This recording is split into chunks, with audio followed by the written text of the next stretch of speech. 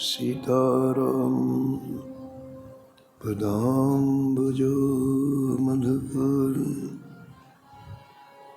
यन्मानसं लीयते।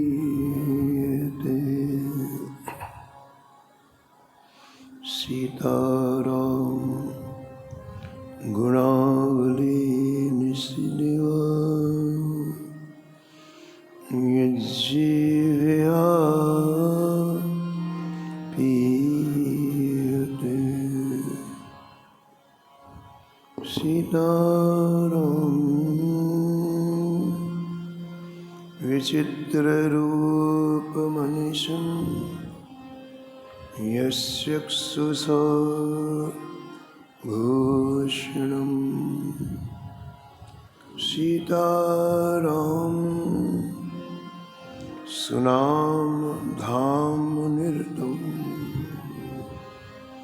तं सद्गुरुं संभजे।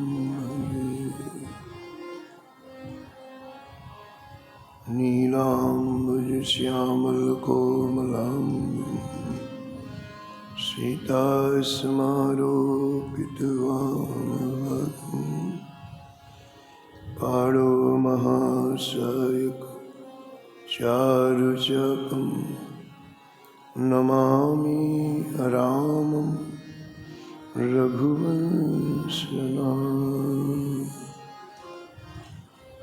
यत्र यत्र रघुनाथ कीर्तनं तत्र तत्र कृतमस्तकाञ्जलिं बाष्पवारि परिपूर्णलोचनं मारुतिं नमत राक्षसान्तकम्। वाञ्छाकल्पतरुभ्यश्च कृपासिन्धुभ्यैव च पतितानां पावनेभ्यो श्रीवैष्णवेभ्यो नमो नमः। भक्त भक्ति भगवंत गुरु चतुर नाम बपुए। इनके पद वंदन किए नासत विघ्न हरे। हरिजो आय विराजिए कथा सुनहु इतिहास। तुम श्रोता या माल के तुम पद रज मम आर। तुम पीछे जो और हैं श्रोता हैं रसिखान। जिनके सकल मनोरथ पूरवहु श्री भगवान।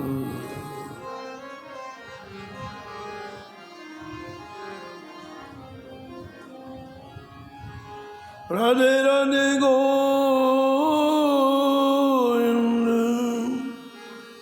गोविंद राधे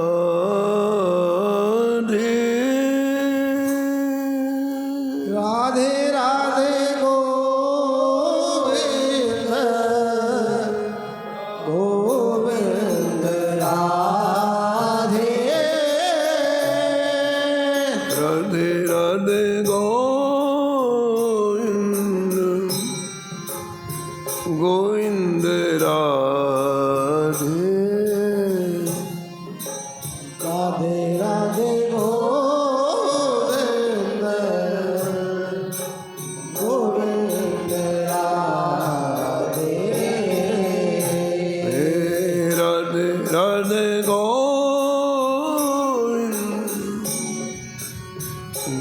गोविंद राधे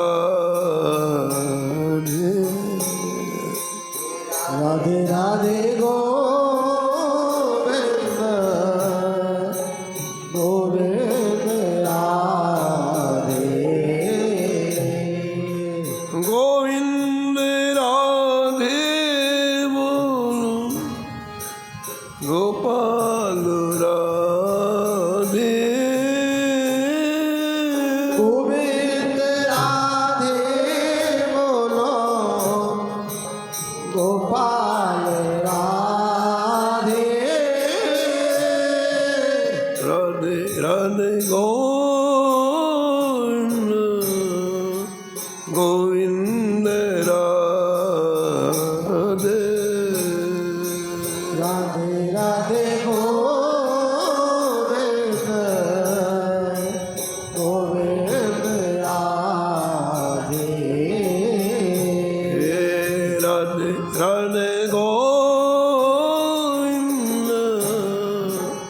गोविंद राधे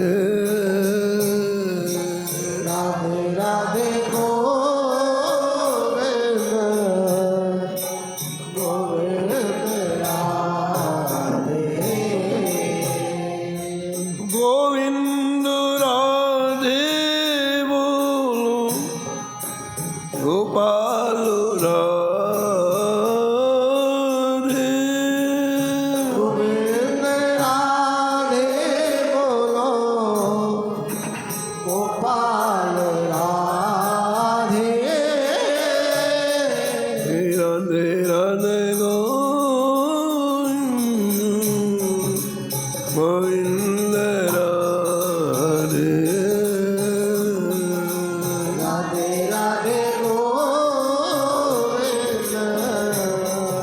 गोविंद राधे हे राधे राधे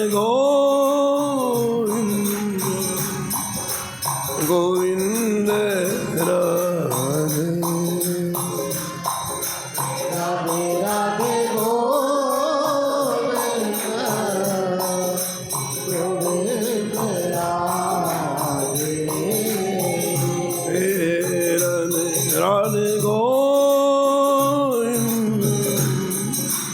गोविंद राधे राधे राधे गोविंद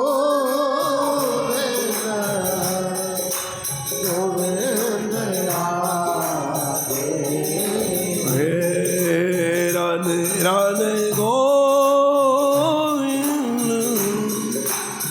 गोविंद राधे हे राधे राधे गोविंद गोविंद राधे राधे राधे श्री जानकी वल्लभ लाल की श्री मंगल मूर्ति हनुमान जी महाराज की सपरिकर श्री भक्तमाल जी की सब संत भगवान की श्री वृंदावन धाम की श्री स्वामी अग्रदास जी महाराज की श्री नवाजी महाराज की श्री प्रियादास जी महाराज की श्री बांके बिहारी लाल की श्री राधा वल्लभ लाल की श्री गिरिराज जी महाराज की श्री यमुने महारानी की श्री राम नाम महाराज की श्री महाराज जी की जय जय श्री राधे।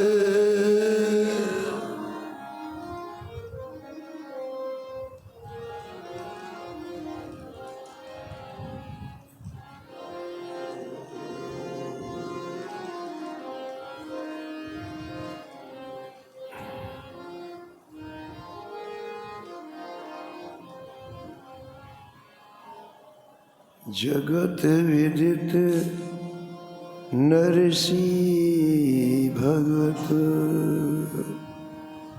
जिन गुर्जर धर पावन करी। जगत विदित नरसी भगत जिन गुरु जर धर पावन करी। महास्मारत लोग भक्ति लवलेश न जाने। महास्मारत लोग भक्ति लवलेश न जाने। माला मुद्रा देखो तास की निंदा ठाने। माला मुद्रा देख तासु की निंदा ठान। ऐसे कुल उत्पन्न भयो भागवत शिरोमणि। ऐसे कुल उत्पन्न भयो भागवत शिरोमणि। सरते सरकियो खंड दो सही खोयो जिन। सरते सरकियो खंड दो से खोयो जिन। बहुत ठोर परिचय दियो। बहुत ठोर परिचय दियो। रसरीत भक्ति हृदय धरी। रसरीत भक्त हृदय धरी। जगत विदित नरसी भगत। जगत विदित नरसी भगत जिन गुर्जर धर पावन करी। जिन गुर्जर धर पावन करी। प्रातः स्मरणी परम वंदनी श्री भक्तमाल के रचयिता श्री नामा गोस्वामी जी इस छप्पे में परम भागवत परम रसिक श्री नरसिंह जी महाराज का स्मरण किया है और निष्कर्ष के रूप में कहते हैं कि श्री नरसिंह जी ने विश्व के लोगों के हृदय में रस से परिपूर्ण भक्ति स्थापित की। हृदय धरी का तात्पर्य है भक्ति को विराजमान कराया है, किसी आराधना के द्वारा नहीं, किसी साधन के द्वारा नहीं, अपनी कृपा से, अपनी करुणा से संसार के प्राणियों के जो शुष्क हृदय थे, सूखे हृदय थे, उनमें आप अनुग्रह करके रसमय भक्ति स्थापित की। ये बात बहुत ध्यान देने की है। हमारा मन रस का भूखा है। जब तक आप इसे रस नहीं लेंगे तब तक ये स्थिर नहीं होगा। जब तक आप इसे रस नहीं लेंगे तब तक इसकी चंचलता नहीं जाएगी। अब प्रश्न है कि रस कहाँ है? हमने जहाँ समझ रखा है वहाँ रस नहीं है, वो भ्रम है। इन संतों ने अनुभव किया कि रस कहाँ है।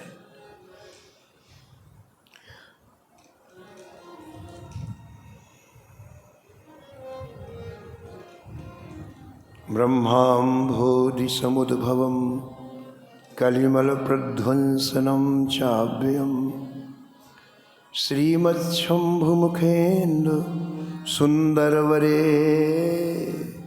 संशोभितं सर्वदा संसारामय भेषजं सुखकरं श्रीजानकी जीवनम। धन्यास्ते कृतिनः पिबन्ति सततं श्रीराम नामामृतं श्रीराम नामामृतम्। साक्षात अमृत प्रकट है हम लोगों के सामने। और गोस्वामी जी कहते हैं कि संसार में वही लोग धन्यवाद के पात्र हैं जो हरि नामामृत पीते हैं, राम नामामृत पीते हैं, कृष्ण नामामृत पीते हैं। बाकी लोगों को धन्यवाद नहीं दिया।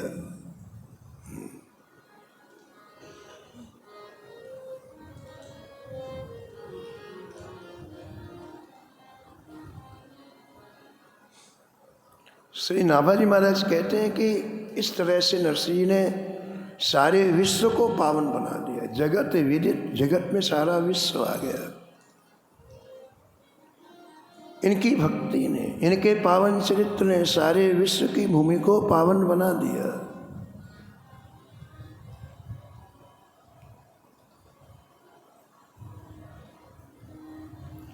विवसहु जासु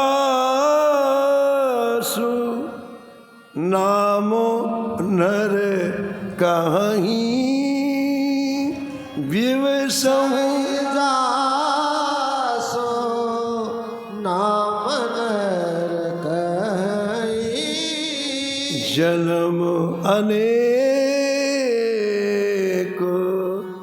रचित अघो दही, जन्म अनेक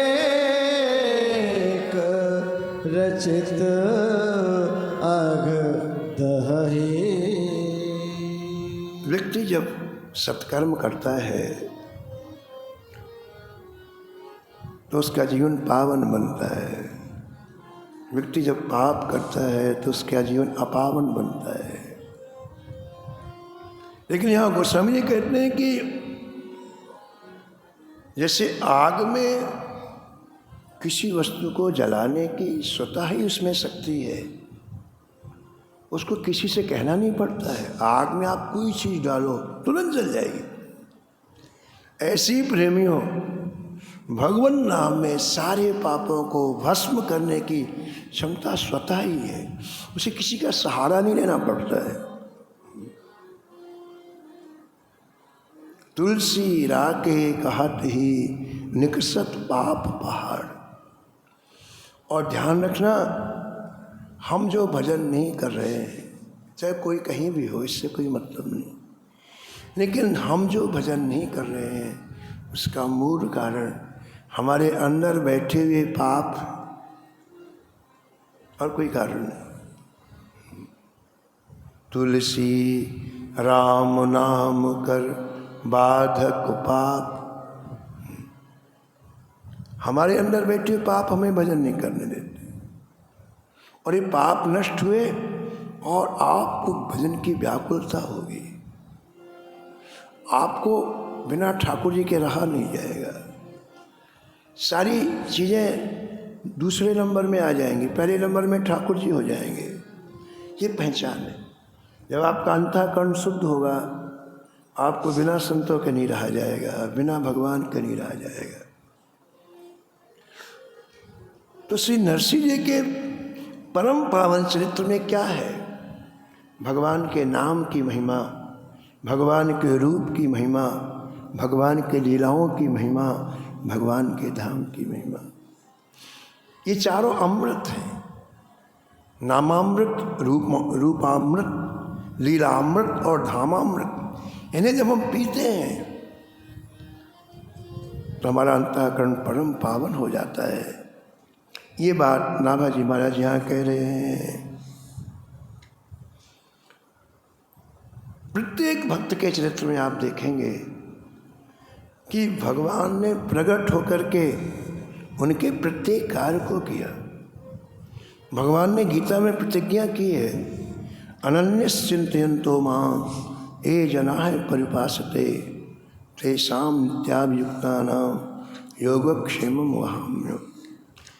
जब कोई भक्त अपने आप को मेरे को सौंप देता है तो उसके प्रत्येक कार्य को मैं स्वयं करता हूँ, ये भगवान ने प्रतिज्ञा की है। और भक्तमाल में जितने चरित्र आप सुनोगे सब में प्रत्यक्ष देखोगे कि श्री ठाकुर जी कैसे भक्त के प्रत्येक कार्य को करते। भगवान कितने बड़े हैं बताओ। हम लोग जिस ब्रह्मांड में रहते ना, उसके ब्रह्मा जी अलग हैं, शंकर जी अलग हैं, विष्णु जी अलग हैं। ऐसे अनंत ब्रह्मांड, ब्रह्मांड निकाया निर्मित माया, रोम रोम प्रतिवेदक है, अनंत ब्रह्मांड है। इतने बड़े भगवान एक सामान्य व्यक्ति के छोटे से काम को करें। कितनी उदारता है ठाकुर जी की, कितना वात्सल और ममत्व है ठाकुर जी का। इन्हीं बातों को समझने के लिए इन पावन चरित्रों को सुना जाता है। श्री नरसिंह जी के परम पावन चरित्र में कल आपने श्रवण किया, वड़नगर में रहने वाले श्री मदन मेहता जी जो संपन्न थे, प्रतिष्ठित थे, अपनी बेटी का विवाह करने के लिए अपने पुरोहित जी को जूनागढ़ भेजा। पुरोहित जी बड़े संस्कार संपन्न थे, इसलिए जितने घर वहाँ पर थे नागर ब्राह्मणों के, कोई भी वर पसंद नहीं आया लड़की के लिए। अंत में जो वहाँ के मुखिया थे सारंगधर जी, वो चिढ़ गए और उन्होंने नरसिंह जी के पास भेजा कि जब बेटी रोएगी तब पता चले, हमारे कहने से विवाह नहीं कर रहे हैं। तो नरसिंह जी के यहाँ पहुँचे। नरसिंह जी के यहाँ तो कोई वाह वैभव था नहीं, एक अंदर का वैभव था। अंदर का वैभव का तात्पर्य नाम रूपी धन था उनके पास। तो वहाँ जाते ही पुरोहित जी का मन प्रसन्न हो गया। उन्होंने कहा, हमने श्रवण किया कि आपके बालक विवाह योग्य बालक है, हम देखना चाहते हैं। नरसिंह जी ने अपने पुत्र का नाम सांवल दास रखा था। सांवल दास को आवाज़ लगाई, पुत्र आया और सबसे पहले पुरोहित जी को प्रणाम किया। पुरोहित जी ने उसके मुख को देखा। इन्हें सामुद्रिक ज्योतिष का ज्ञान था। व्यक्ति के चेहरे को देखकर, उसकी आकृति देख करके इसका जीवन कैसा है, ऐसा ज्ञान हो जाता है। हमारे एक परिचित थे, वो पहले मिलिट्री में रहते थे। इसके बाद उन्होंने एक बहुत बड़ी इंदौर में गौशाला खोली, गायों की सेवा कर। एक बार उन्होंने हमको बुलाया, हम गए। उन्होंने अपने बारे में बताया। बोले, महाराज हमारी ड्यूटी ठीक हिमालय में लगती थी और बर्फ में रस्सियों के द्वारा पहाड़ की चोटी में चढ़ना पड़ता था, कहीं शत्रु उधर से हमला ना कर दे। हम 5 लोगों की ड्यूटी निगरानी में रहती पर्वत के ऊपर। एक दिन बोले, मैं चढ़ रहा था तो मैंने क्या देखा कि अलकनंदा में, गंगा जी का नाम ही अलकनंदा है, एक महात्मा इतने ठंडे जल में, यहाँ तक जल में प्रवेश करके आंख बंद करके जप कर रहे हैं। मैं गया तो उनको इस तरह जप करते हुए देखा, और जब मैं लौटा सूर्यास्त के बाद तो मैंने क्या देखा, वो जल के बाहर आ रहे और जंगल में चले गए। रोज मैं उनको देखता। मेरे मन में आया कि पता लगाए महात्मा कहाँ रहे। 12 घंटे इतना ठंडा जल अंगुली नहीं डाल सकते हो आप। तो एक दिन सायंकालीन जब वो जा रहे थे सूर्यास्त के समय, तो मैंने उनका पीछा किया, और ऐसा पीछा कि वो मुझे देख नहीं सके। जंगल तो था ही, तो छिप छिप करके मैं चलता। बोले, जंगल की में प्रवेश करने के बाद एक छोटी सी कुटिया थी, घास फूस की।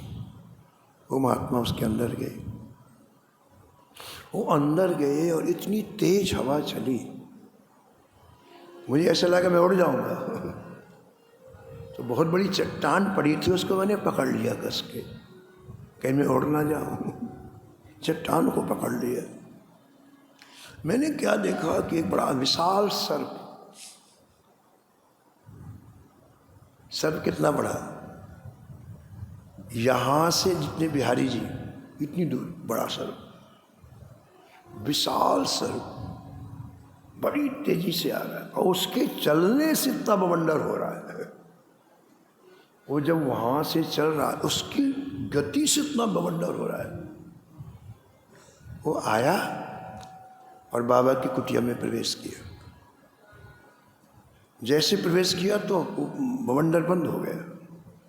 अब इतना बड़ा सर्प वैसे कुंडी मार मार मार मार मार मार मार मार मार के मारे और फिर ऐसा फन ऊपर करके बैठे। उन बाबा ने नारियल का जो कटोरा होता है ना, नारियल का कटोरा होता है, उस नारियल के कटोरे में दुग्ध दिया, उन्हें दुग्ध पिया। फिर वो बाबा उनके सामने रामायण खोल के बैठे, श्री रामचरितमानस, और रामचरितमानस के 5 दोहे सुनाए। उन महात्मा जी ने श्री रामचरितमानस के 5 दोहे। अब श्री राम चरित अति पावन, अब श्री राम कथा अति पावन, सदा सुखद दुख पुंज नसावनी, सदा सुखद दुख पुंज नसावनी, सदा सुखद दुख पुंज नसावनी, सदा सुखद दुख पुंज नसावनी। 5 दोहे सुनाया और उस सर्प देवता फिर निकले। जब निकले तो फिर तूफान आया, बवंडर, इतनी तेज हवा। बोले मेरे को लगा कि आज मेरा बस अंतिम समय है। इतनी सारे वृक्ष नीचे झुक गए, इतनी तेज वायु। जब वो निकल गए तो शांत हो गया वातावरण। डर के मारे मैं खड़ा हुआ तो बाबा कुटिया के बाहर खड़े थे। अब मुझे देखते ही इतना गुस्सा हुए, इतना गुस्सा हुए। बोले मैंने सोचा कि सर्प से बच गया, बाबा आज लीला समाप्ति कर देंगे। आज ये मुझे साफ दे देंगे। मैं हाथ जोड़े खड़ा रहा। अब बड़ी देर तक वो गुस्सा होते रहे।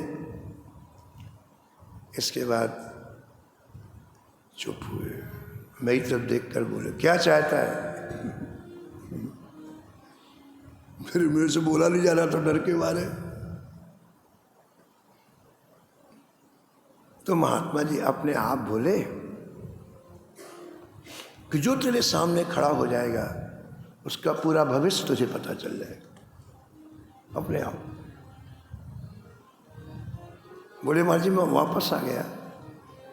अब मेरी यही स्थिति है, कोई भी मेरे सामने आता पूरा भविष्य उसका, पैदा से लेके अंत तक उसका। मुझे जैसे अखबार पढ़ते मैं पढ़ लेता हूँ, कोई मुझे हस्तलेखा नहीं देखनी है, मुझे कुंडली नहीं, वो सामने आया पूरा भविष्य जैसे अखबार निकलता ना ऐसे मुझे दिखाई पड़ता है।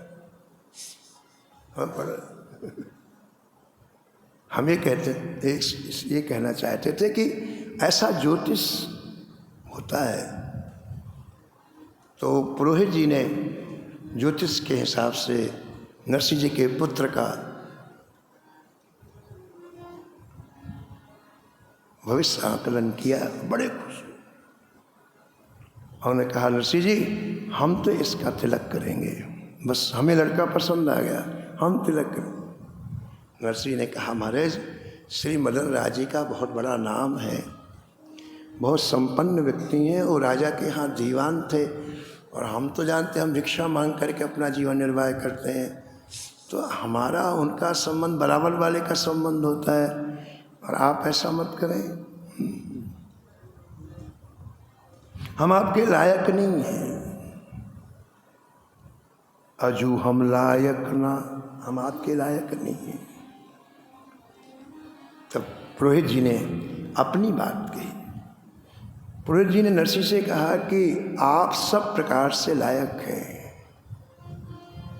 नरसिंह जी, जिसमें सत्य है, भक्ति है, दैन्य है, वही योग्य है। मैं पूरे जूनागढ़ में 700 घर में गया, लेकिन कहीं सत्य नहीं देखा, कहीं दैन्यता नहीं देखी। मैं जहाँ जहाँ गया वहाँ लोगों में अभिमान देखा, दंभ देखा, जो जैसा है वैसा नहीं, नकली जीवन दिखाने का प्रयास करता है, इसी का नाम दंभ है। और मैंने देखा हर व्यक्ति झूठ बोल रहा है, इसलिए मैंने किसी का वर्ण नहीं किया। नरसिंह जी आप कहते हैं कि उन लोगों के पास धन है, मेरे पास धन नहीं है, तो लक्ष्मी जी तो चंचला है, एक जगह रुकती नहीं है। लेकिन हमने ही देखा कि जो किसी के पास नहीं है वो आपके पास, आपके पास हरिनाम रूपी धन है। विनय पत्रिका में गोस्वामी जी ने वर्णन किया है,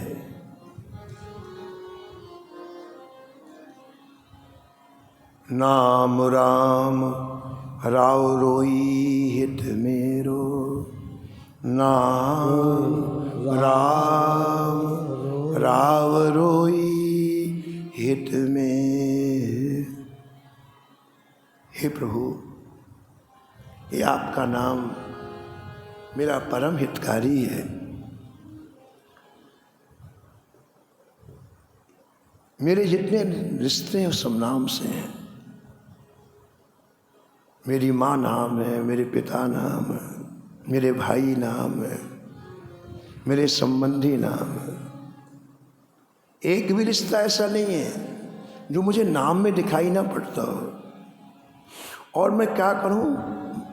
जय जय राम नाम प्रेम पन अभिचल धन है, राम नाम प्रेम पन अभिचल धन है,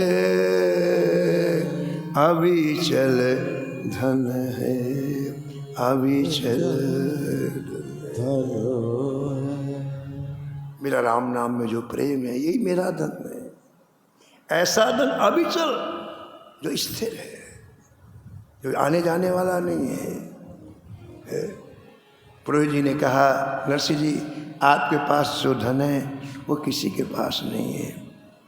महाराज तुरंत ऐसा कह करके उन्हें सांवलदास जी का तिलक कर दिया, सगाई कर दी, श्रीफल दिया, कुछ स्वर्ण मुद्राएं दी, और सांवलदास जी की सगाई करके श्री पुरोहित जी को बड़ी प्रसन्नता हुई कि मैंने लड़की के लिए योग्य वर प्राप्त कर लिया। और लड़की के पिता को जाकर के बताऊं तो तेजी से जूनागढ़ से चले बड़नगर आने के लिए, लेकिन वहाँ जूनागढ़ में जो विरोधी लोग थे, जो द्वेषी लोग थे, उन लोगों ने एक मीटिंग की और कहा देखो हमारे 700 घरों को इसने नकार दिया, हमारे जो बेटे थे किसी को वर्ण नहीं किया, और एक देखो उस भीख मांगने वाले यहाँ के यहाँ इतने प्रतिष्ठित व्यक्ति का संबंध इसने कर दिया। इसलिए भैया एक व्यक्ति तैयार हो, जल्दी जाओ बड़नगर। जो मुखिया जी थे सारंगधर, उन्होंने एक इतना बड़ा पत्र लिखा और लिखा कि आपके पुरोहित जी को हमने अच्छे अच्छे घर दिखाए, किंतु उन्होंने मेरी बात ना मान करके एक भिखमंगे नरसिंह के पुत्र के साथ सगाई कर दी। इससे आपकी मान प्रतिष्ठा में हानि होगी। आप स्वयं आकर के इस संबंध को वापस कर लीजिए। अब बताइए, पुरोहित जी चले, इसके पहले उनका चित्र पत्र पहुंच गया वड़नगर, और वो मदन राय जी ने पत्र पढ़ा तो बड़े दुखी हुए। पुरोहित जी के ऊपर हमारा बड़ा विश्वास था, हमारे कुल पुरोहित, और देखो कैसा संबंध कर दिया। और ये बड़ी खुशी में कि हमको बहुत अच्छा वर मिल गया। जब ये पहुंचे जूनागढ़ से तो जाते ही मदन राय जी से कहा कि भगवान की बड़ी कृपा, बड़े सौभाग्य से ऐसा संबंध प्राप्त हुआ है, आपकी लड़की हमेशा सुखी रहेगी। भगवान ने बड़ी कृपा की आपके ऊपर, ऐसा पुरोहित जी ने कहा। लेकिन देखो विष कितना खतरनाक होता है। किसी के हृदय में आप द्वेष का बीज डाल लो, फिर उसको अच्छाई किसी की नहीं दिखती है, उसमें बुराई ही दिखेगी। वो बुरा है कि अच्छा, ये बात नहीं है। हमारे अंदर जो द्वेष है उसके गुणों को नहीं देखने देता है। तो जूनागढ़ के जो नागर ब्राह्मण थे, उन्होंने एक पत्र के द्वारा नरसिंह जी के, श्री मदन राय जी के हृदय में जो द्वेष का विष बो दिया। तो पुरोहित जी की बात उनको अच्छी नहीं लगी, बल्कि पुरोहित जी को उन्होंने कहा कि आपने हमारी बेटी को किस गरीब के घर में डाल दिया, बिल्कुल संबंध नहीं होगा। पुरोहित जी आप वापस जाइए और तिलक वापस लेके आइए। अब बताओ, पुरोहित जी को अपने ऊपर विश्वास था कि मैंने जो किया बहुत अच्छा किया है। और जो व्यक्ति सच्चाई में होता है ना, उसकी बातों में दम भी होता है। झूठा व्यक्ति कितनी ही योजना बनाए, कितनी उसके बोलने की कला हो, उसका प्रभाव नहीं पड़ता है।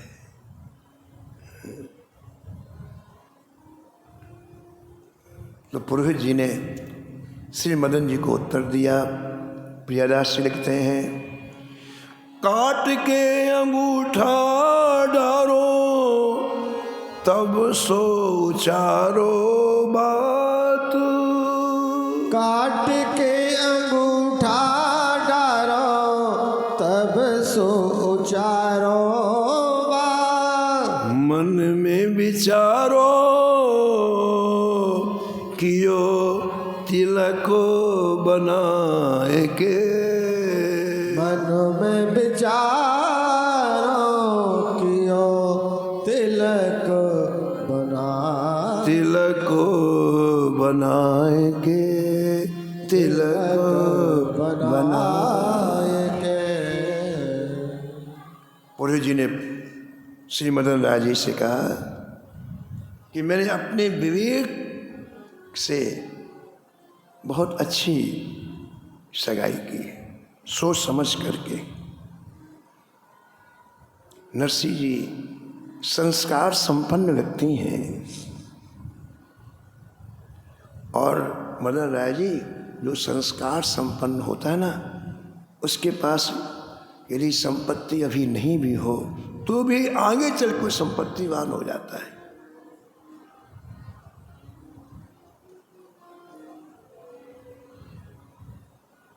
जिम सुख संपत्ति भी नहीं बुलाए, जिम सुख संपत्ति भी नहीं बुलाए। धर्मशील पही जाहि सुहाए, धर्मशील पही जाहि सुहाए। समिट समिट जल भरही तालाब, समिट समिट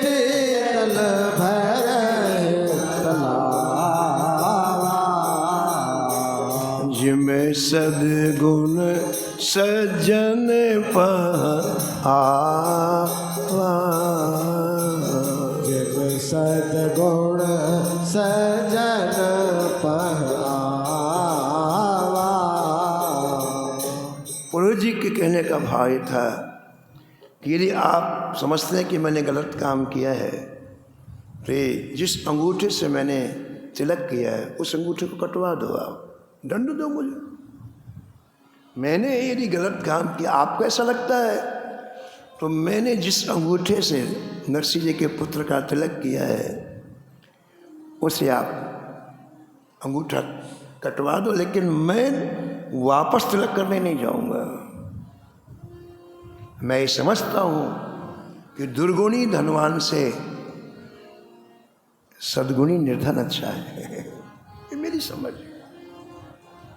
जिसमें अनेक दुर्गुण हो, भले वो धनवान हो, उससे अच्छा जिनमें धन नहीं हो लेकिन सद्गुण है वो। ये मेरी मान्यता है।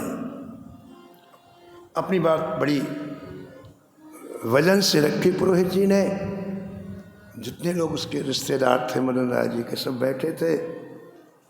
सबने कहा देखो भाई, जो होना था हो गया,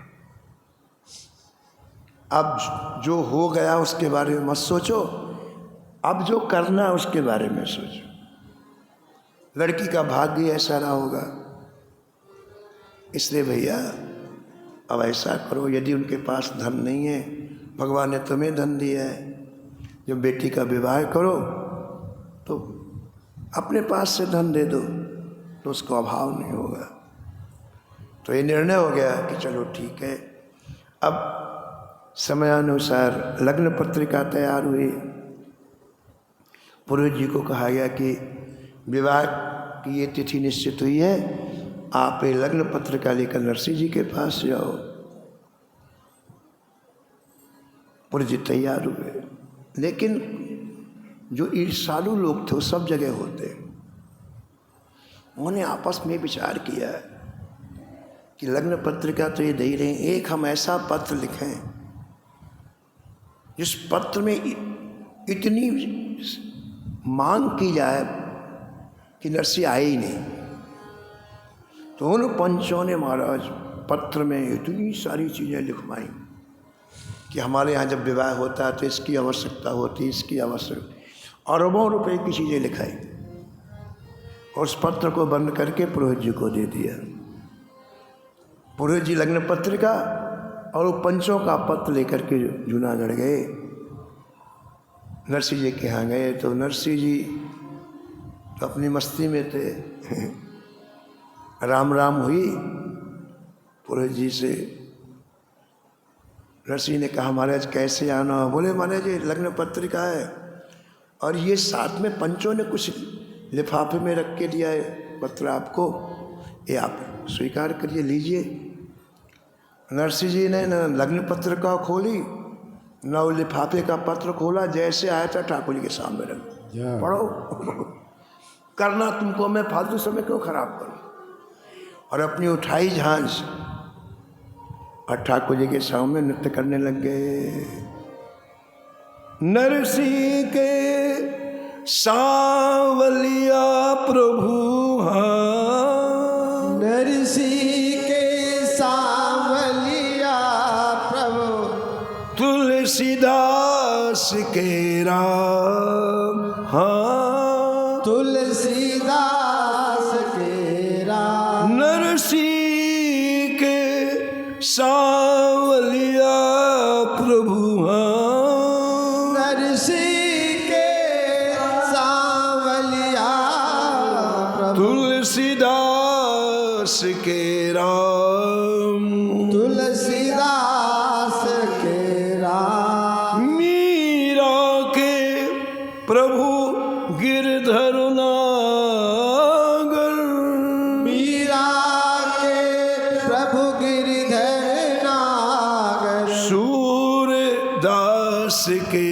श्याम, सूरदास के श्याम, सूरदास के श्याम, सूरदास के श्याम। अरे महाराज नरसिंह जी कीर्तन में मस्त हो गए। और अब आगे प्रकरण आता है जो कलयुग में कभी नहीं हुआ। वो भगवान ने नरसिंह जी के साथ करके दिखाया। बड़ा दिव्य प्रसंग है, लेकिन समय की मर्यादा में हम वाणी को ही विराम देंगे। शेष कथा कल श्रवण करेंगे। हरि भजले हरि भजले, हरि भजने का मौका है।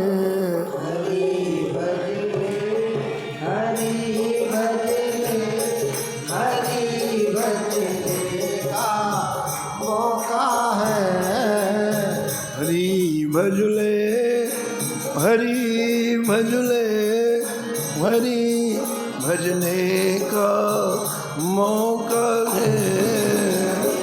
भजले हरि भजले, हरि भजने का मौका है। ये मौका चूक न जाए, ये मौका भी अनोखा है। मौका चूक ना जाए, मौका भी अनोखा है। हरि भजले हरि भजले, हरि भजने का मौका है।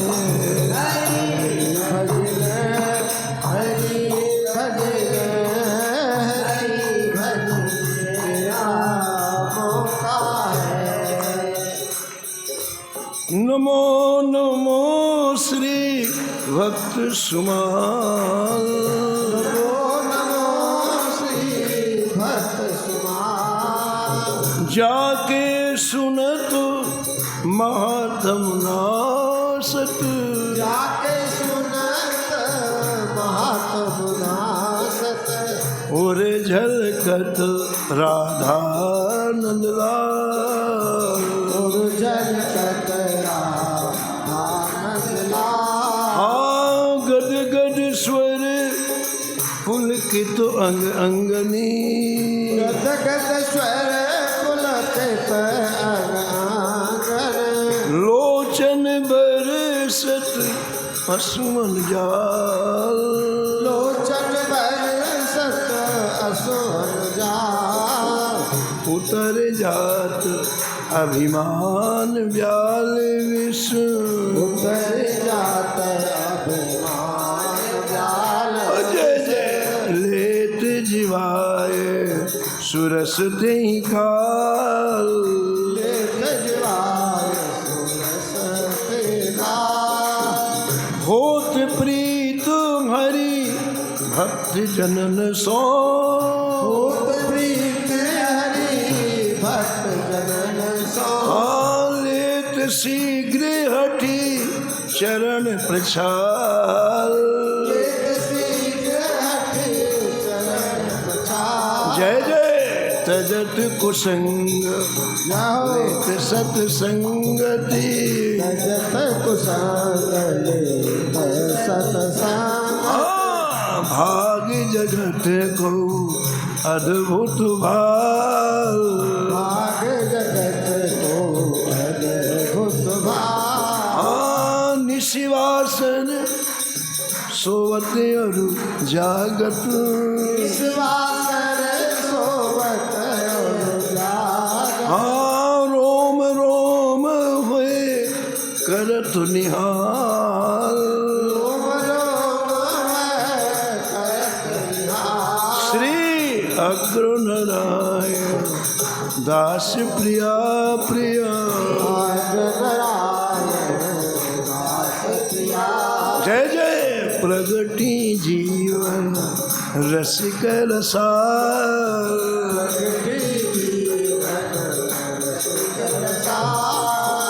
नमो नमो श्री भक्त सुमाल,